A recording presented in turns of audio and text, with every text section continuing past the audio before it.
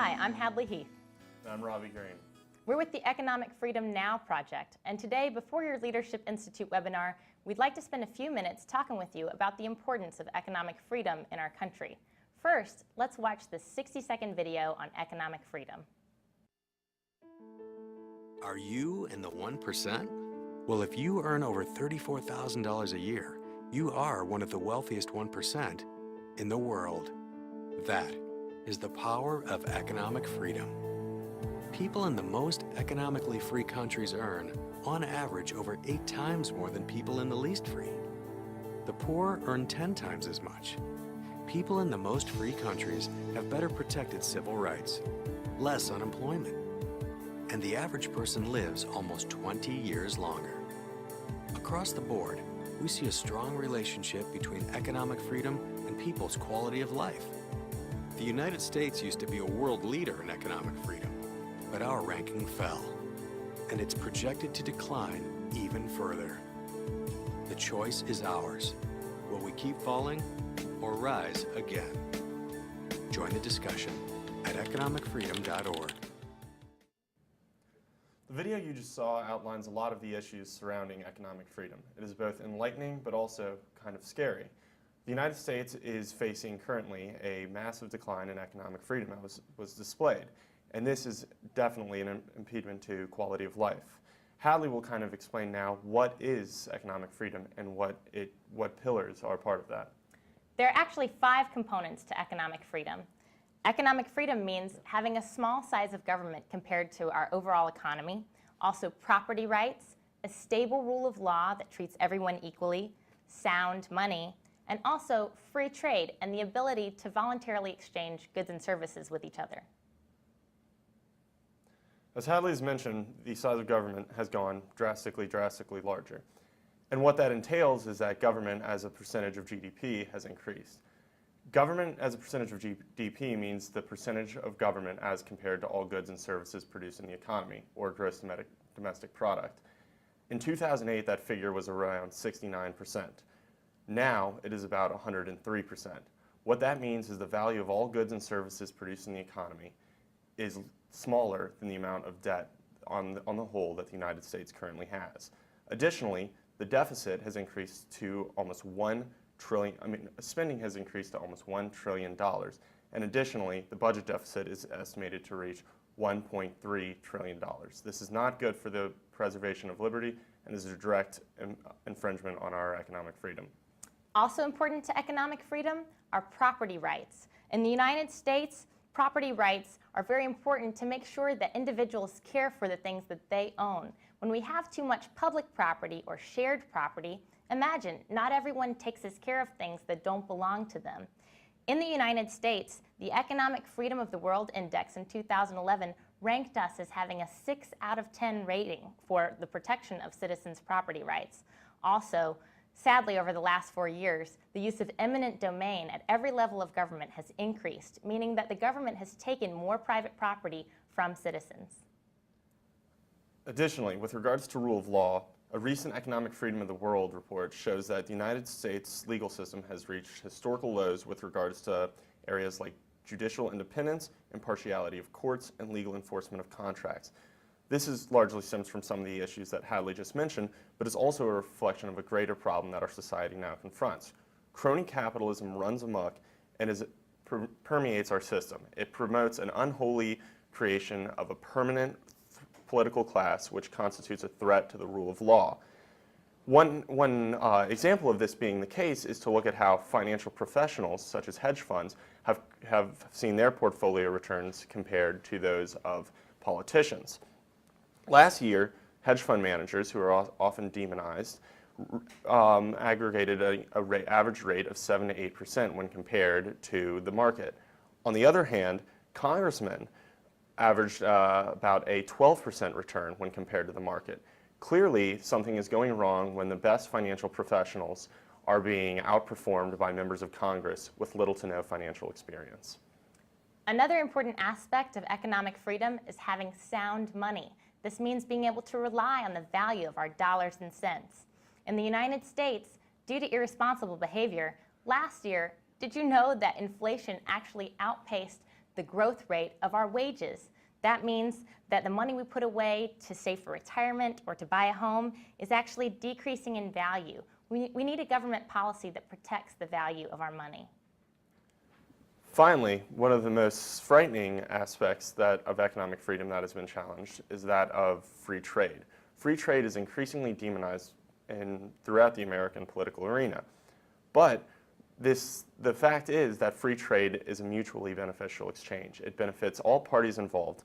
And sadly, though, the Economic Freedom of the World report recently showed that the United States rating has drastically declined as our international trade relative to our economy as a whole has gone down 40%. This is the result of a lot of different factors, but one example would be that of USDA regulation. For example, the USDA has created over 11,000 pages that regulate all aspects of international commerce with regards to food, with regards to agriculture. This directly not only raises prices for American consumers, but also decreases the standard of living elsewhere, and also for Americans. Accordingly, this aspect of economic freedom must be promoted, and in doing so will promote a better quality of life for everyone. We hope that you've enjoyed this presentation today on the importance of economic freedom. If you enjoyed the video, consider going to economicfreedom.org and sharing it with your friends and family. For more information, visit economicfreedom.org. Now, we will return you to your Leadership Institute webinar on how to organize powerful precincts. Thank you.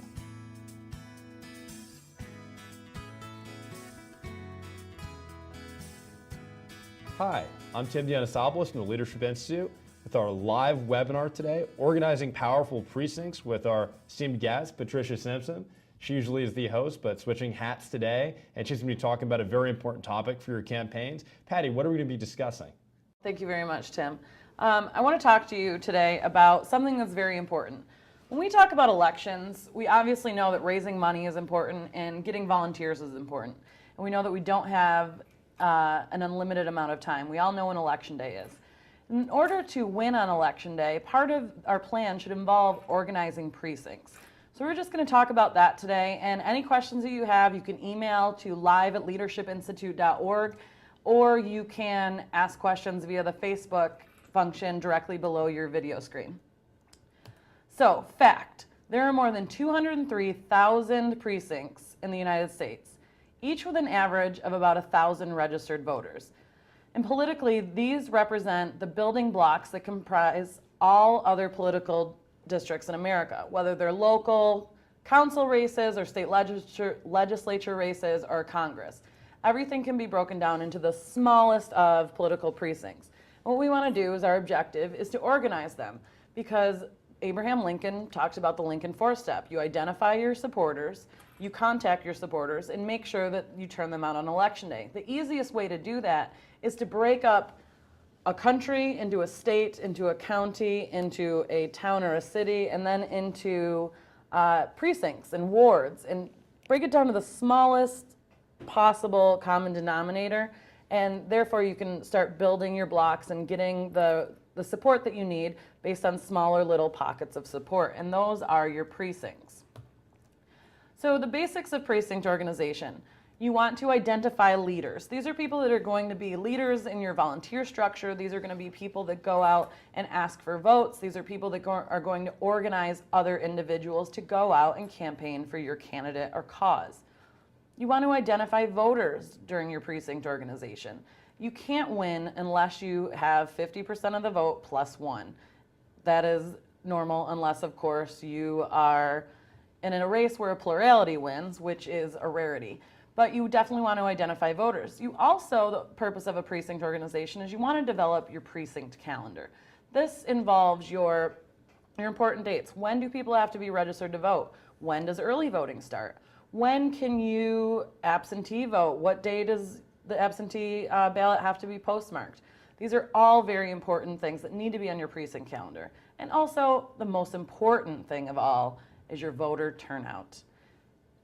Like we said, you're not going to win unless you have 50% of the vote plus one. So you want to make sure that all of the hard work you put into throughout your campaign, throughout your organizational days, when you are organizing your precincts, you want to make sure that you turn out those voters that you found out are your supporters. So let's talk about the duties of a precinct chair. They can possibly serve on the county executive committee. They can serve as the party's liaison in precincts. They can hold precinct meetings. They can recruit and train precinct volunteers. They identify and register voters in your precinct. These are all important duties of a precinct chair. Now, what are we talking about here? Well, what's the point of serving on the county executive committee? Well, the point of that is that they can talk to other leaders in the county, other leaders in your political party, and talk about exchange lists, find out who's supporting who. What's the precinct organization in the county right now? They can serve as the party's liaison in that precinct. You need someone in every political precinct. It doesn't matter where you live in the country. There are going to be people that are members of different political parties. You need someone in that precinct that can talk to the voters, that can answer their questions, and can serve as a mouthpiece for your campaign. They hold precinct meetings. Why do we want precinct meetings? Because we're never going to be organized if we don't meet from time to time.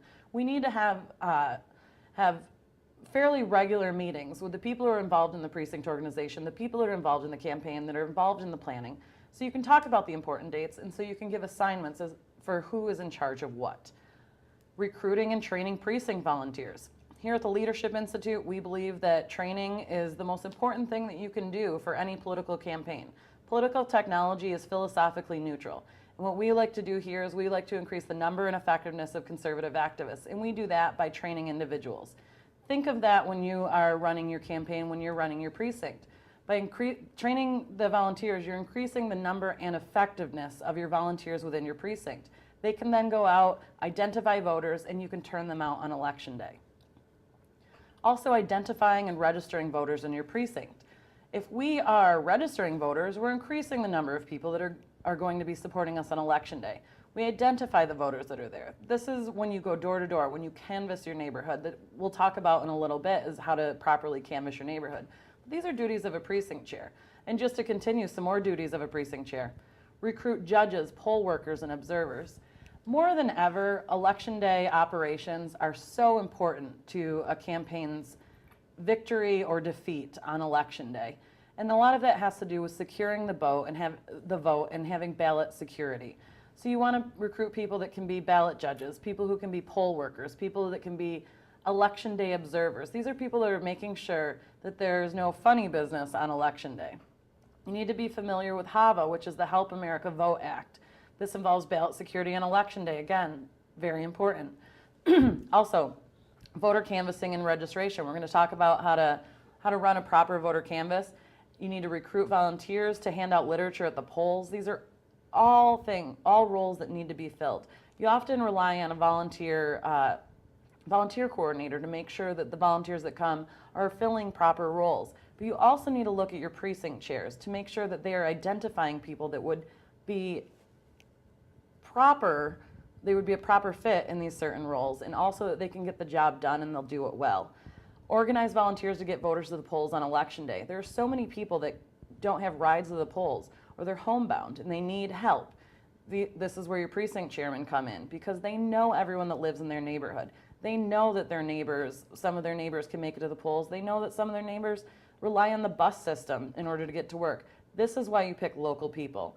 And also, they can assist at headquarters. There's never enough sets of hands at any campaign headquarters, and this is what a precinct chair can do. Do we have any questions out there, Tim, right now? Yeah, actually, we just have one from Mike from Atlanta. He was kind of curious about if there's a specific organization that you should work with in regards to trying to find experienced precinct leaders, like a local, Republican Assembly group, or maybe a Republican women's group. Is there any type of organization where you just tend to find these types of super precinct organizers? Well, it's a great question, and absolutely, thank you, Mike, for the question, first of all.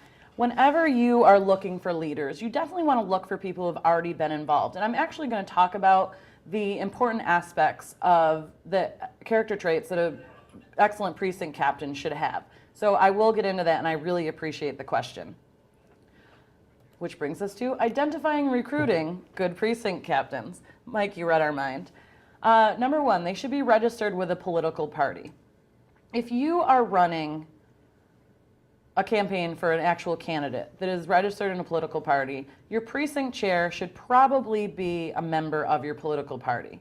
Why? Because they know the other people that are also a member of your political party.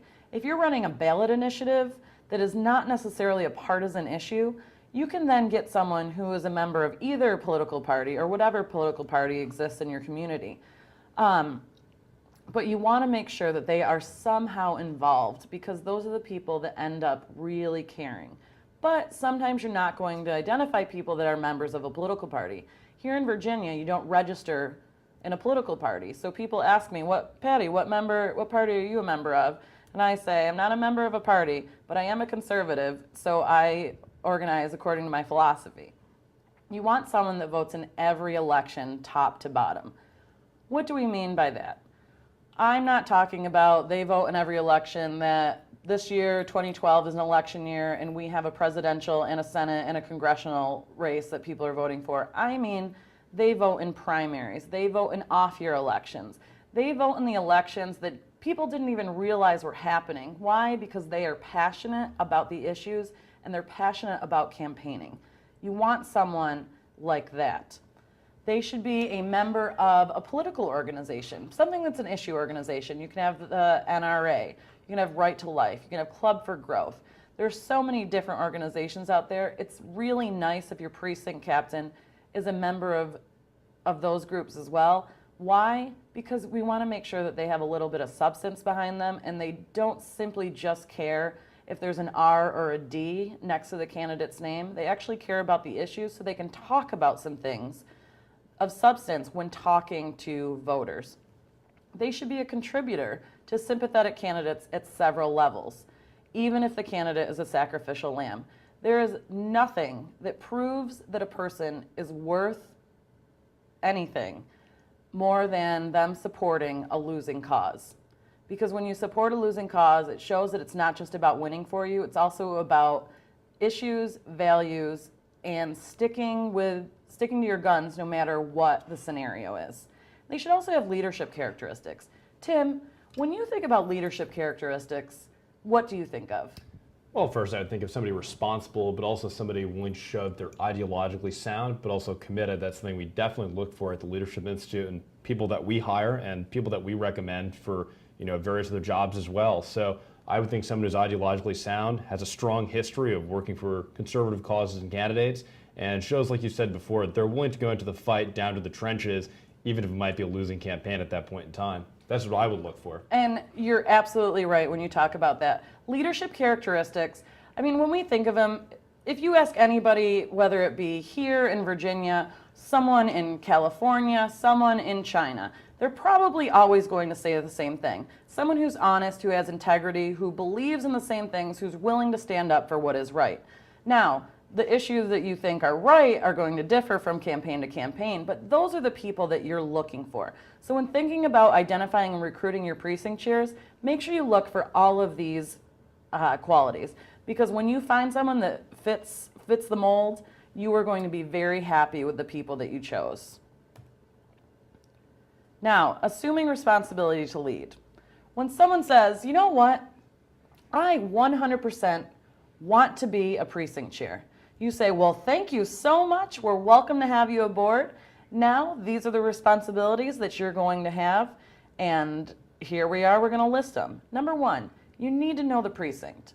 I know that you live there, but how long have you lived there? Have you lived there just a month? Well, you need to get out there and walk the streets and be familiar with what is in your precinct. You need to know the people in your precinct. Do you go to community events? I know where I live in my neighborhood, on Sundays they have jam sessions in this park. And by jam sessions, I mean men with banjos and guitars, and it's kind of really neat. So if you want to get to know the people that live around in your neighborhood, people bring their kids over there, you can just go over there and just talk to them. They also have community yard sales. If there's a community yard sale in your precinct, you should 100% get over there and just start talking to your neighbors.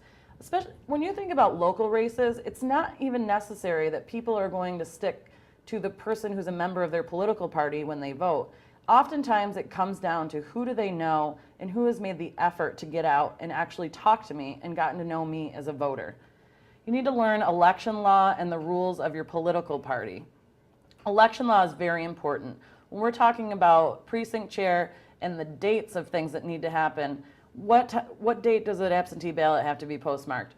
When does voter registration close? These are laws that you need to know and you need to be 100% up to date with, because if you're not, you're proving to be a detriment not only to yourself as a precinct captain, but for the campaign that you and many others are working so hard to win. You need to have a relationship with the party, political party, and the candidate. Relationship with a candidate, I'm not saying become best friends with a candidate. If he or she, whoever they may be, you don't have to be best friends, but you still need to have some sort of relationship with them where there's a mutual respect, where if something's happening, they can come and talk to you, and it's not as if they're talking to a stranger. It's that they know that you are responsible and you, the pressure is on you to perform well, but also they respect you enough that they can talk to you about some issues that may be happening in the district. And you can then tell them, actually, candidate, what you're hearing is wrong. I think it's just rumors. I've actually talked to these people and they're very excited about your candidacy. Or the people in my precinct are a little upset over your statements on issue X. And your relationship with the political party, you need to be able to go and talk to your local political party. You need to talk to them. Why? Because they oftentimes have the voter lists. And that's a building block to a great precinct organization. And the responsibility is that you need to be willing to canvass and organize your precinct. It's not enough just to assume the title of precinct chair. You need to be able to get out there, hit the pavement, really put in the blood, sweat, and tears that's necessary to canvass a precinct and identify the voters. If a precinct captain is not willing to do that, I'm sorry, you're a wonderful person, and we do appreciate the fact that you're going to vote for us, but this assignment, this job title, this responsibility may not be the best thing for you. Tim, do we have any questions? Yeah, we actually do. Andrew from Poplar Bluff, Missouri, welcome to the program. Thanks for the question. Andrew wants to know, he has a bit of a conundrum. What if a famous person lives within your district who may be right-leaning, let's say a Clint Eastwood or Chuck Norris type? They may not be actively politically involved, but what if they sort of might be the type of person who ceremonially, if you offer them that type of position as a precinct leader on the campaign, would really give you a boost in the polls and help tie you into the community that much more? What would you think about that? If you have it's a great question, first of all. I would say if you had a famous person, someone that's well liked in the community, someone that's respected, perhaps it's Clint Eastwood or a local sports hero, I wouldn't just have them be a precinct leader. I would ask them, if you support our candidate and you support our campaign, how would you consider possibly becoming a campaign chairman or perhaps a member of our finance committee? What capacity are you willing to do to work in order to help elect our candidate? So I'm not saying that organizing precincts is below anyone. It's that if you only have them working in their precinct, they should also walk door to door in their precinct. And they should talk to their neighbors because they know them better than someone who might live across town. But you also want to ask them if they're willing to do a little bit more. And that would be my answer to it. Cool. Now, the question, what is a canvass? And the answer is, a precinct canvass is like a political census. It is used to gather information in order to better connect the voters to candidates and political parties. Now, that is a great Webster's Dictionary answer. But what I need to talk to you about is how you actually accomplish this. Because it's great to define it, but we need to define the step-by-step steps, Yeah. right? We'll say that. I like the triple steps. Yeah, triple steps. Everyone loves that. You need to follow the steps needed in order to accomplish a canvass. So how do I canvass my precinct? Number one, verify that people you know voted in the past party primaries still self-identify as your political affiliation. Hey, you voted in these primaries? I need to know. This is when you're going door to door and talking to your voters. I noticed that you voted in the Democrat primary 2 years ago. Do you still consider yourself a member of the Democratic Party? And if they say yes, then you say, all right, well, I need to talk to you about candidate X. Would you support this person? Because doesn't matter what political party you're a part of, the person still can support someone who's a member of an opposite party. Identify people who do not vote in primaries but support your political affiliation in the general election. Now, how do we know that they support our political affiliation? You can determine that by if people give any money, if they donate to your political party, if they are on the volunteer rolls at your political party, if they are a member of an organization that usually identifies with your political party. Chances are they're sympathetic to your party and therefore maybe sympathetic to your candidate or cause. You want to identify people who are not registered but would probably support your party. Some people would think that's a waste of time. Why are we talking to people who aren't even registered to vote? Well, if you're a precinct captain or a precinct chairman, you know when the last day to register to vote is. So therefore, if they strongly support your candidate, you want to make sure that they're registered to vote. And you want to do everything you can to get them the voter registration form and make sure that they hand it in on time before the deadline. You want to update lists by correcting or adding voters' phone numbers. I would even add to this and say we want voters' email addresses. Why would we want email addresses? Well, obviously, in the modern age of the campaign, it's pretty apparent that, most people aren't picking up their phones, especially landlines, as much as they used to. Email is something, people check every single day. I'm a young guy. I, don't have a landline at all. It's actually disabled. That's probably one of the main reasons why I don't get too many campaign phone calls, thankfully, during primary season. But, I definitely check my email all the time, and I keep that updated, especially for all of my personal information. It's a great way to reach young people as well throughout the day. Everyone's checking, online to see what happens. Most people sit at a computer throughout the day, so get campaign updates, check what's going on. Exactly. And that's what we want. We want to make sure that we have the addresses are listed correctly. We want phone numbers because it's always best to call people, especially on election day and the days leading up for your get out the vote effort. You want to make sure that you can contact them and that you have their right contact information. You also want their email addresses because you can possibly email them and find out if they want to volunteer. Either way, you want as much contact information. You want to make sure that it's up to date. You want to register to vote any eligible but unregistered individuals in your political affiliation households. Again, we just talked about that. And also find volunteers who will help with the campaign. You can't win a campaign unless you have money and volunteers. Volunteers are the lifeblood of any campaign, and you want to make sure that you get as many as possible. The best way to identify those that aren't willingly coming to your headquarters is by going door to door and simply asking. So many people, their first involvement in politics is because someone asked them to become involved. Don't be afraid, don't be shy, talk to your neighbors. Talk to the people that live in your neighborhood, that live in your precinct, and ask them if they would like to be a part of something, a winning team, something that's going to change things and make it for the better. Now, we're going to prepare for the precinct canvass. To get ready, you're going to need a few things. First, a list of registered voters. Second, a primary voter list. Another thing, a precinct map, a computer to maintain your files, and a precinct calendar. I often think, I don't know how campaigns did it before we had computers because it's so much easier to organize things nowadays. But it happened, so even if you don't have a computer, you can still organize everything, especially when it comes down to organizing by precinct because there's such a shorter list to organize. Your list of registered voters. Where do I get this list of registered voters? You can get this from the County Board of Elections. You can get it from your local political party. Both entities have a list. A primary voter list. This is where you get it from your County Board of Elections. They will tell, if you happen to register in a political party, they will give you the voter rolls by political party. And if you live in a state like Virginia where you don't register in a political party, you still can vote in a primary. They're just open primaries. You can get a list of people who voted in certain past primary elections, and that'll tell you, you'll be able to match the lists up with the registered voter list. You want a precinct map. Why do we want a map? Because we want to know where we're going. A good thing to have as well is a GPS. Why do we want a GPS?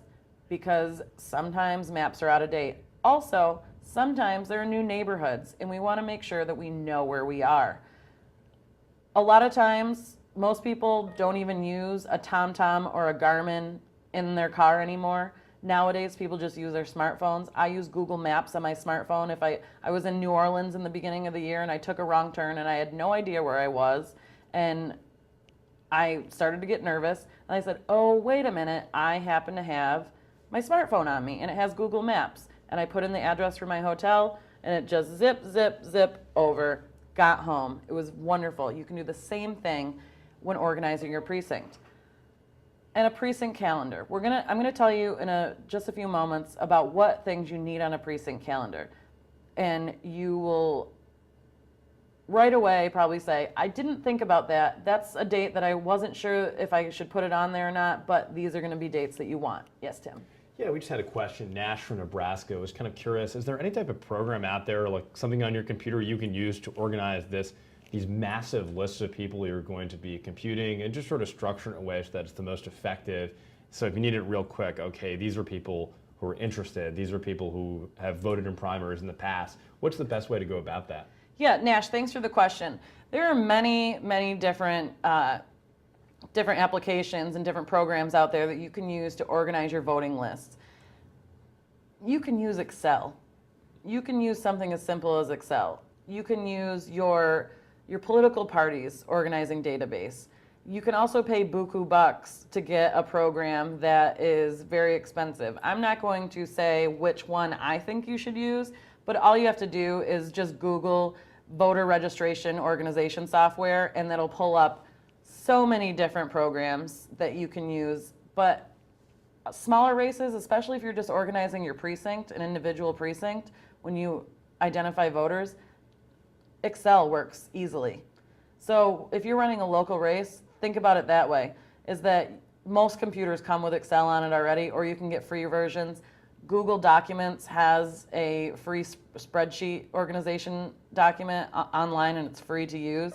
You can put all of your information on there. And the great thing about Google Docs is that it's crowd sharing, that you can other people can edit the document. It's not just stuck on one computer or one file, is that many different people can have access to it, and they can say this person is identified, this person is not, and update the files. Keep it simple, stupid. Exactly, KISS. Yeah. All right, here we have, when you're going door to door, a sample Canvas script. I'm just going to play this and pretend I'm myself, and I'm not going to do a funny voice to save you all the agony of hearing that. So I say, hello, Tim. My name is Patty, a neighbor of yours living over on Main Street, and I'm representing the Smart Party. I'd like to talk to you for just a moment. Can you spare a minute or two? I think I can spare just 1 or 2 minutes. No more than that. Alrighty. Now it says, may I ask your name?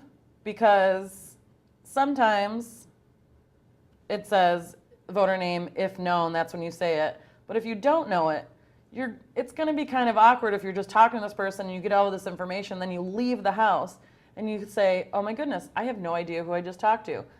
But if I didn't know his name, say, may I ask your name? I just want to make sure that I have the right person living in this house. And you say, Tim. Said, if you don't mind me asking, would you say you usually support Democratic candidates or Republican candidates?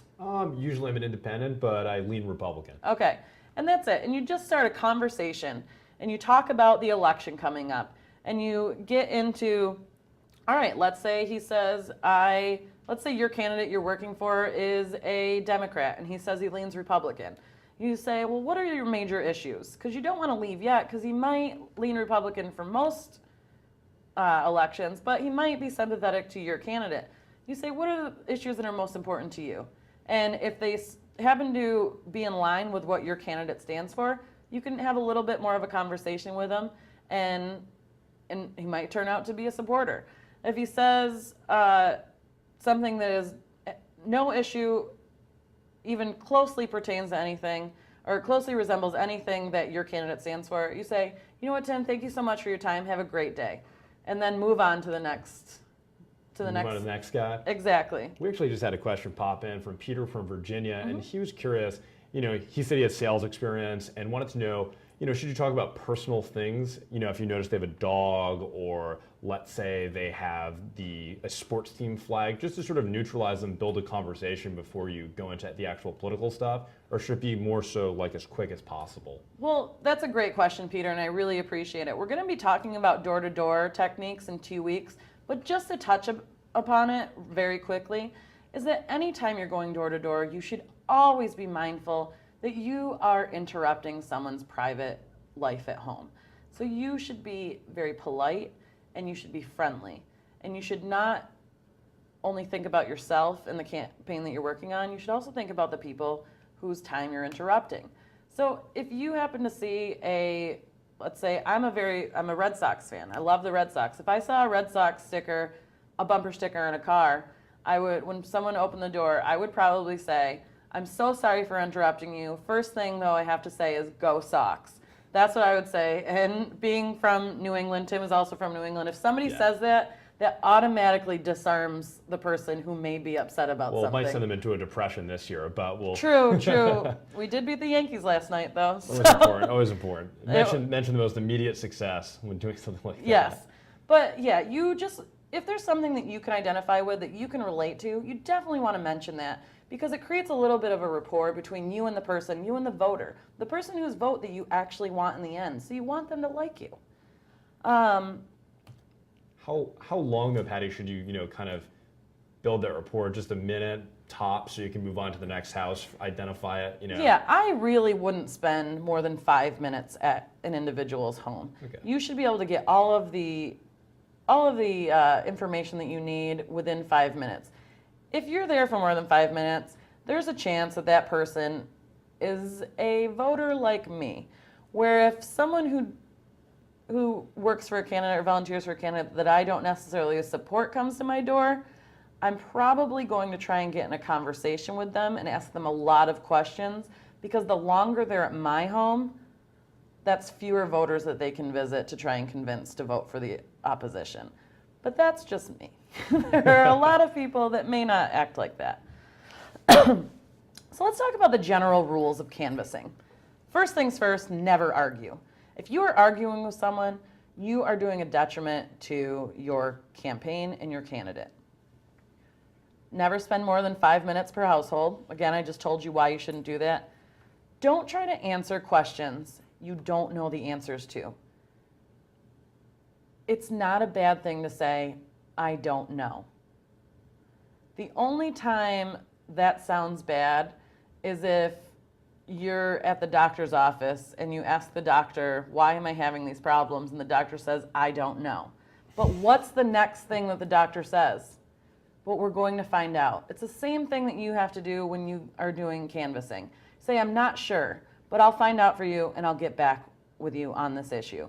You are not the candidate, you're not the spokesperson for the campaign. You are an extension of the campaign. You're a leader in your precinct. It's okay if you don't know the answer. I'm just curious though, what if there is a hot button issue within the state that you're organizing the campaign in, let's say gay marriage, and as an organizer on the campaign and you're picking these precinct leaders, building this constituency, should you at least go over kind of what the candidate's stance is on this specific issue? Because for some people it's going to be a deal breaker within the election. Absolutely. You should never be afraid. If the candidate's stances on issues are cut and dry, you should never be afraid to share that information with other people, because the candidate is running on those issues. That's part of their platform. You can absolutely tell people what the candidate's stances on issues are. But if there's an issue that a candidate is very vague on, and there are a lot of times that politicians when running are very vague, so they don't have to take a stance on an issue, or that issue is not that important to them, do not make up a stance, a hard stance for a candidate. Because if it turns out that that candidate actually believes something else, the person that you told is going to tell a lot of people that they know, and they'll tell your neighbors. See, a lot of times people don't say, "Oh, so-and-so did something nice for me." Most of the time people remember things that were bad done to them, and lying to them is pretty much a negative. Travel as a team, with one person working one side of the street and another on the other side. Male-female teams are good. Why do we want male-female teams? Because if a a woman answers the door, sometimes it's better for a female to talk to her or a male to talk to her. If a man answers the door, either way, you have to judge it. Sometimes it's better for a male to talk to him. Sometimes it's better for a female. It's either way, whichever person they're responding to, that's the person that should talk a little bit more because that's the person they're comfortable talking with. And you want to make the voter comfortable, and you want to make sure as well, why we want teams, is that you're safe as a canvasser, as a precinct chair. You want to make sure safety is first. You can't get votes if you're not going to come back that night. Not to sound Too morbid. yeah.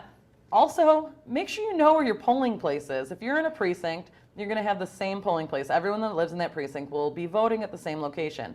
Know where it is. I know that mine is at the church down the street. I can't tell you the name of it. I just know how to get there, so I could tell anybody in my precinct how to get to the church. It's the Episcopal Church. But you want to know where the polling place is. There's nothing more embarrassing and nothing more detrimental to your campaign than having a willing, supportive voter who is ready to go and vote for you ask you where the polling location is in that precinct, and you have no idea where it is. They're going to think that you're not organized, that you're not on top of your game. And the thing that we want to appear is that we are organized, and we will be organized. Precinct calendar. So you want to say some dates to consider. You want to have election day on there. You want the primary day. You want dates of party events. These are not just political party events that you want to put on there. You also want to put community events on there.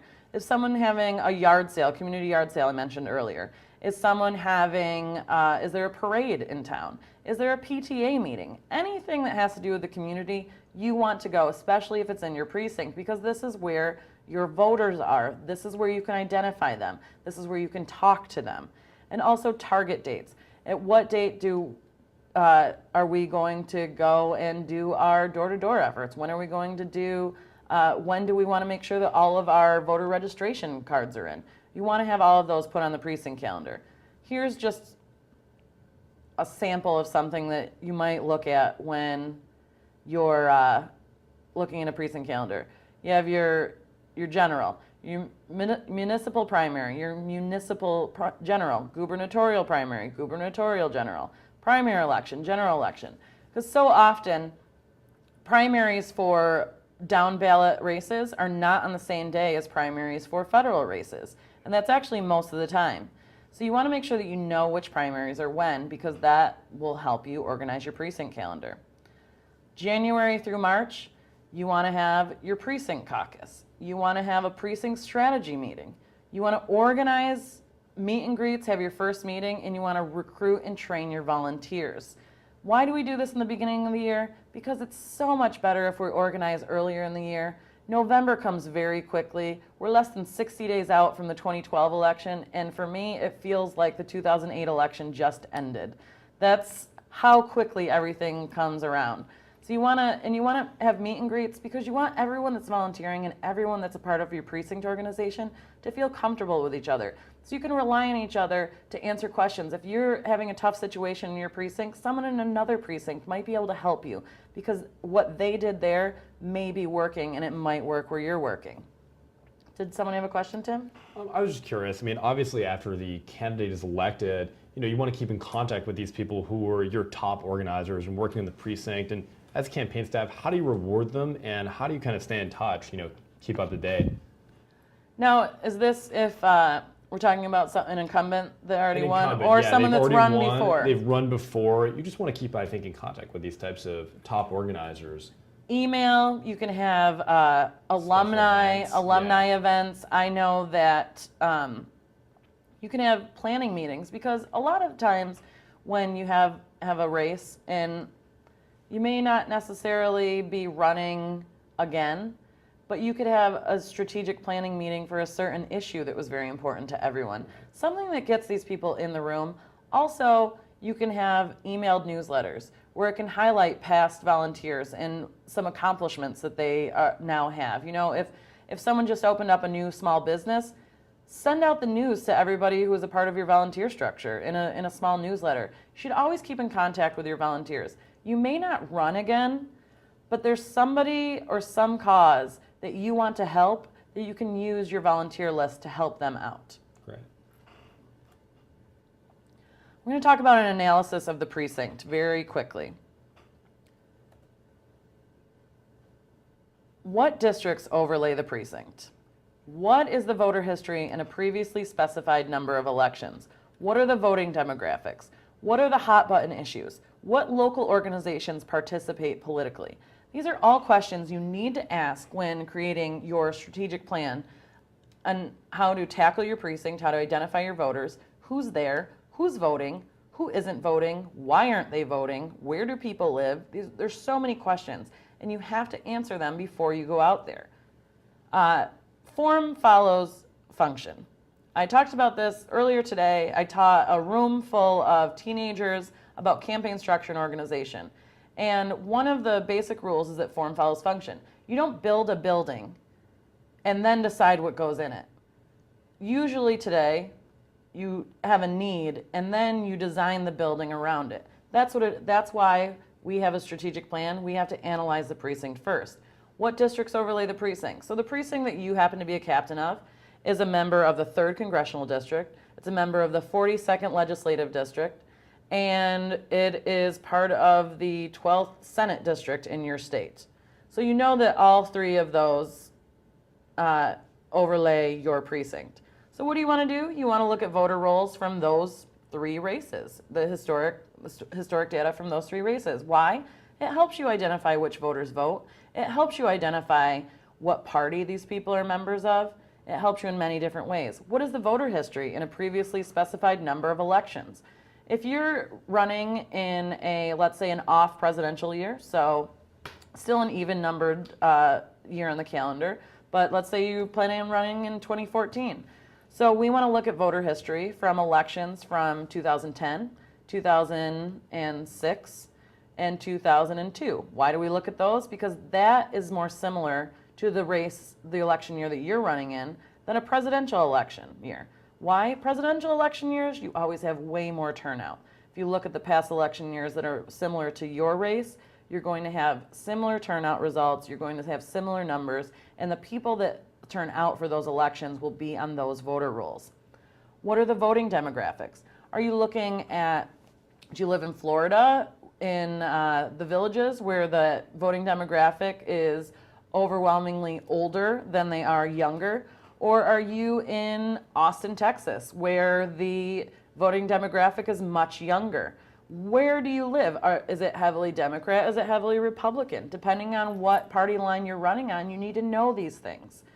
What are the hot button issues? I would say that this, above all else, especially if you're running in a local race, a local campaign, can be the difference between winning and losing your election. It doesn't necessarily matter what letter is next to your name regarding political party affiliation.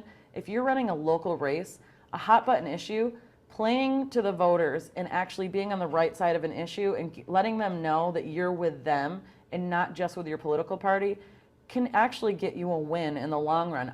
Throughout the years that I've been training for the Leadership Institute, I've met many local candidates that won in districts that were, the voter registration was overwhelmingly in that of the opposing parties, but they won because they went around and found out what the issues were that voters cared about and talked to the voters and came up with plans and solutions that didn't have anything to do with their party, but instead had to do with the voters and the situation surrounding them. And then what local organizations participate politically? Why do we want to know about this? If the NRA is sending mailers into your precinct, you want to know why. Is it because there's a large number of gun owners in my district? Well, if there are, then I want the candidate that I'm working for to talk a lot about Second Amendment rights. Why? Because that's a winning issue in your district. If Catholic charities are sending in mailers about right to life in your district, why? Because there's a large Catholic vote, and social issues are important to them. So you want to play up, when you're going door to door and canvassing, the social issues and the social aspects of your campaign and your candidate stances. Yeah, Brittany from Pennsylvania was just curious, given how fast demographics change within districts due to gentrification, everything like that, how far back should you look, with each election, process? Just, 8 years tops maybe, or? I would say I would look at the past So if you're running for Congress, Yeah, or, you're running for all Congress right, every 2 years. So if you're running in 2014, I would definitely look back at 2010. Isn't it weird that I think that Yeah. it's like I think that 1990 was 10 years ago sometimes. You're on Red Sox time, 04, 07. Yes. You would definitely look back at 2010 results. You would look back at 2006. And in a way, I would definitely look back at 2002. So I would look at the 3 past elections that are most similar to where you live. Now, if you live in an area that is transient, that people are moving all the time, you're going to have a much tougher time than those that live in an area where people don't really move or people stay in the same place. Where I'm from in central New York, people have been living there for generations. That my parents still live in the same house, and most of my family lives in the same houses that they've lived in for many, many years, decades even. In a city, you're going to find that people move from apartment to apartment, so it's a lot more difficult. You're just going to have to look at the situation that you're in and where your precinct is and make a plan up according to that. I feel like a quarter of Northern Virginia moves out every single, presidential election that there's a switch up. So. Yes. I am an anomaly because I've actually lived in my apartment for 4.5 years now. But the reason why I have is because I'm too lazy to move, to pack up everything. This is just a look at some special election results, and those are looking at the demographics. See, if you're looking at race versus party registration, you can then try and target where you're going when you analyze your precinct based on that. Your precinct calendar, April to August. Precinct canvas. This is when you're going to go heavy door to door. You identify and register to vote all party voters. Or if you're not in a political party like you are in many states, you want to register everyone that's sympathetic to your candidate or cause. Use door to door and phone banking in order to identify these people. And solicit committee membership. What do we mean by that? I mean you're going to have, your political party has committees. And they have them in congressional districts, and they have them in local towns. You want to get people involved because you want your allies on these committees. I know that some places you want to get as many people on a committee because committees end up deciding if you're going to have a convention or a primary in order to elect the person who will be representing your party for a certain political office in the election. So you want to make sure that your supporters are a member of committees. Distribute your literature during this time. Info on party candidates, your polling location, election procedures and laws. All of this information should be distributed when you're canvassing. And then, of course, special projects. Welcome new households. There's nothing better.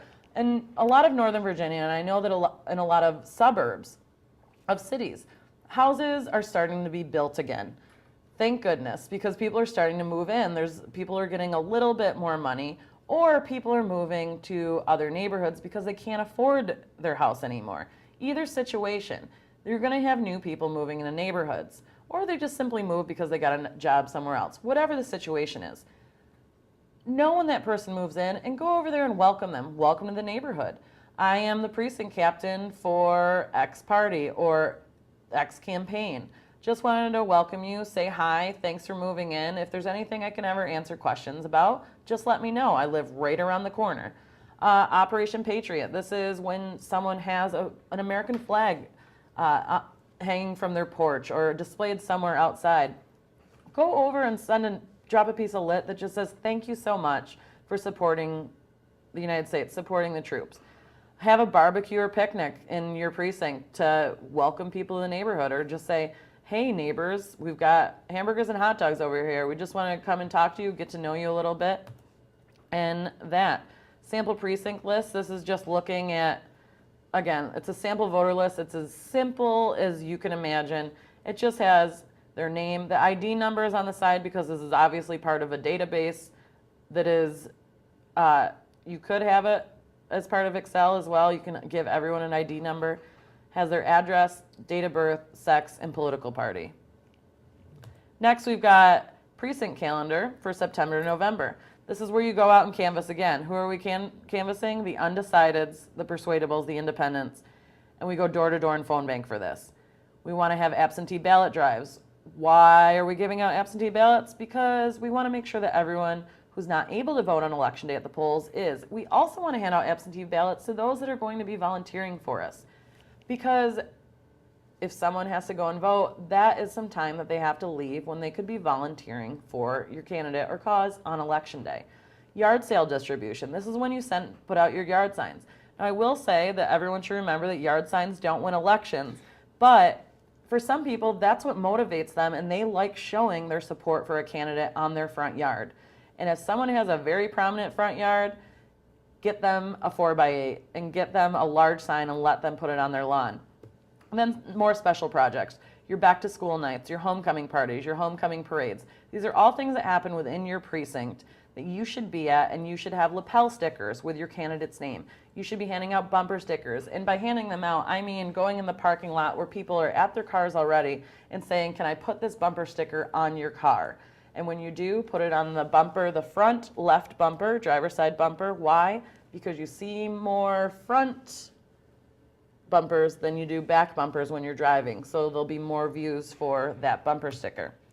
Election week, GOTV headquarters, use someone's house or office. They need multiple phone lines or cell phones. Cell phones are the way to go. Or if you have a lot of money, you can use VoIP phones. That's voice over internet phones. You can look into that, Google it. Polling stations, you need 2 volunteers at all times outside of polling station, covering all entrances, handing out sample ballots. This may seem like a daunting task, but remember, if you're the precinct captain, you're only worried about your precinct. This is why as a campaign, it's very important to try and identify someone in every single precinct, because they can then, as precinct captains, identify people that can go and sit at the polls during the day. So you have everything covered. Have a lawyer on hand. Oftentimes, a lawyer won't identify enough lawyers to be at every single precinct location. We talked about it before, 203,000 precincts in the United States. If you can find 203,000 lawyers that are going to volunteer for your candidate or cause, of course you're not going to be covering every single precinct unless you're running for president, more power to you. You're going to have to look at places where you think that voter fraud might be happening. One person inside checking off voter names. This is so you can flush the polls, so you can see who has visited the campaign. And we'll talk about that at a future webinar more in depth in getting out the vote. And I just want to let everyone know that you can register for future webinars. Just click on any of the topics on the right-hand side of the screen, and you can do a one-click registration for a future webinar. And a group of phone bankers at headquarters throughout the day. This is what you want to identify. Got just 2 more slides left, and then I'll open it up for a couple of questions. Other useful tips, meet only when needed. There's nothing worse than an unnecessary meeting. It not only wastes their time, but it wastes your time when you can be doing other things. Set goals and expectations early on.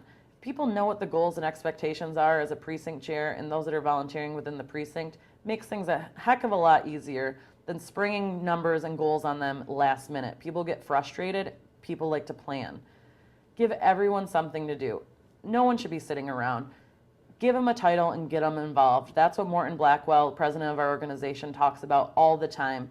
And that rings true for any political organization. If someone's volunteering, give them a title and get them involved. Have speakers at meetings, preferably a candidate, but you could have that local sports hero come in and motivate people. You can have someone that has worked on a dozen campaigns, and let's say you're down in the polls and you need a little bit of motivation. Have someone that won a race that came from behind, that they can give a motivating speech to people. You know what? Don't worry about it. I was in the same situation with this race, and I know that you guys are gonna pull it out, and I believe so much that I'm gonna sit here and make phone calls with you. Don't waste people's time. Treat everyone with respect. Don't do anything illegal. I think that speaks for itself. And don't let the candidates or the party abuse you. You are a volunteer. Your precinct chair is a volunteer. People shouldn't be talking to you in a way that makes you feel anything less than awesome. There's a great amount of responsibility comes with this position as a precinct chair, but a great deal of respect should also come with it, because you're volunteering your time and you're putting a lot of time and effort into a candidate or cause. And in conclusion, make sure that you choose good precinct captains, understand your relationship with the party and candidates, have a strategic plan based on a voter and demographic analysis of your precinct, calendarize your strategic plan. Remember, form follows function. And then your precinct canvas and GOTV are the most important functions of a precinct operation. I'm going to open it up for questions now. All right, John from Texas has kind of an interesting question. We've seen a big influx with youth politics in the United States. Would it be wise to choose maybe a younger precinct captain to go around as a volunteer in your campaign to, bring more people in? Does that give you a bump, a boost, that there's a youthful image to the campaign as well? Should that be something strategic, that we get involved with? Well, I think that no matter where you're going, and I'll thank you for the question, no matter where you're going, whatever precinct that you're doing, know your demographic. If it's a large number of, let's say, older people, people who are retired, senior citizens that may have grandchildren, sending a young person out as part of a group could be a huge motivating force because they don't see the same tired faces they see year after year. And by tired, I mean because we've been doing it every year, that we need some new blood in there. Having some young people might actually be a huge positive for your precinct organization. I would say get as many young people involved as possible anyway, because having a youthful face to the volunteer part of a campaign is inspiring to so many people. Because oftentimes people think that our generation, those that are a bit younger than me, think that we don't care. And that's just not the truth. It's that we think that nobody's going to give us a chance to lead. Give young people a chance to lead and give them a chance to possibly be precinct chairs. All right. And then we have another question. Jane from Liberal, Massachusetts kind of has an interesting point about, she says she's been redistricted a number of times. She's a volunteer for conservative candidates, but it's hard sometimes to stay within the district where the candidate she actually feels at home with lives. What do you think about possibly having people from outside of the district as volunteers and precinct leaders? Should they always be someone, hometown type person? What if they're like a super organizer and they just live in the town right over? I mean, you're always, Jane, thank you for the question. And it's not bad being from Massachusetts. I lived there before. And go Sox. It's not bad having someone from outside. Remember, these are ideal circumstances of having the perfect precinct captain. You're obviously not going to have the perfect precinct captain for every precinct that you have within the district that votes for you. If you have a super volunteer that lives in another town and they're willing to drive over, never refuse the help. If they want to do the work and they want to put in the hours and you don't have anyone else that can help, accept their help and accept it graciously and accept it excitedly, because they're going to help you win. And I think that's all the time we have for questions right now, but I want to say thank you for letting me be here today. How did it feel host becoming the guest? It was wonderful. A lot more fun? Yes. Well, hey, thanks to everyone for joining in. We really appreciate you guys tuning in. We think this could be a great help. Make sure you employ these tactics on the campaigns that you're working on for the candidates of your choice. And make sure to tune in next week. We have another great webinar with, I believe, Patricia Simpson will also be the guest for that one. Voter contact by phones. That's next Wednesday, September 19th at 7 p.m. Eastern Standard Time. So tune in. Once again, if you have any other questions, you can check out, live at leadershipinstitute.org, or, go back and check some of the other webinars that we had, on the Leadership Institute's website. Thanks for joining us. We appreciate your time, and have a great Wednesday. And make sure you go out and employ these tactics for your campaigns.